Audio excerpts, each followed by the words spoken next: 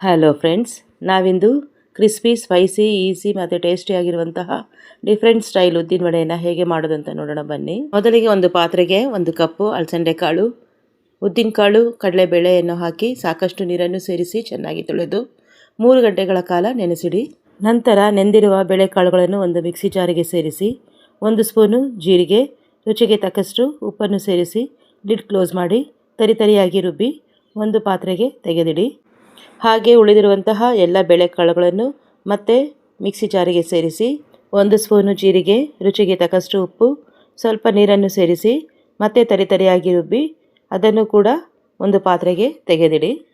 ಈಗ ಈ ಮಿಶ್ರಣಕ್ಕೆ ಸಣ್ಣದಾಗಿ ಹೆಚ್ಚಿರುವಂತಹ ಈರುಳ್ಳಿ, ಕರಿಬೇವು, ಹಸಿಮೆಣಸು, ಕೊತ್ತಂಬರಿ ಸೊಪ್ಪನ್ನು ಸೇರಿಸಿ ಚೆನ್ನಾಗಿ ಮಿಕ್ಸ್ ಮಾಡಿ. ಮಿಕ್ಸ್ ಮಾಡಿರುವಂತಹ ಹಿಟ್ಟನ್ನು ಒಂದು ದುಂಡನೆಯ ಸ್ಪೂನ್ನ ಸಹಾಯದಿಂದ ಸ್ವಲ್ಪನೇ ಹಿಟ್ಟನ್ನು ತೆಗೆದು ಕಾದಿರುವಂತಹ ಎಣ್ಣೆಗೆ ಸೇರಿಸಿ ಕೆಂಪಗೆ ಫ್ರೈ ಮಾಡ್ಕೋಬೇಕು. ಫ್ರೆಂಡ್ಸ್, ನಾನಿಲ್ಲಿ ಸ್ಪೂನಿಂದ ಹಿಟ್ಟನ್ನು ಎಣ್ಣೆಗೆ ಹಾಕುವಾಗ ಅದು ಬೋಂಡದ ರೀತಿಯಲ್ಲಿ ನಮಗೆ ಕಾಣಿಸುತ್ತೆ. ನೋಡಿ ಫ್ರೆಂಡ್ಸ್, ಇಲ್ಲಿ ಚೆನ್ನಾಗಿ ಫ್ರೈ ಆಗಿದೆ. ಫ್ರೈ ಆಗಿರುವಂತಹ ಬೋಂಡವನ್ನು ಸಪ್ರೇಟಾಗಿ ಒಂದು ತಟ್ಟೆಗೆ ಹಾಕಿಡ್ತಾ ಇದ್ದೀನಿ.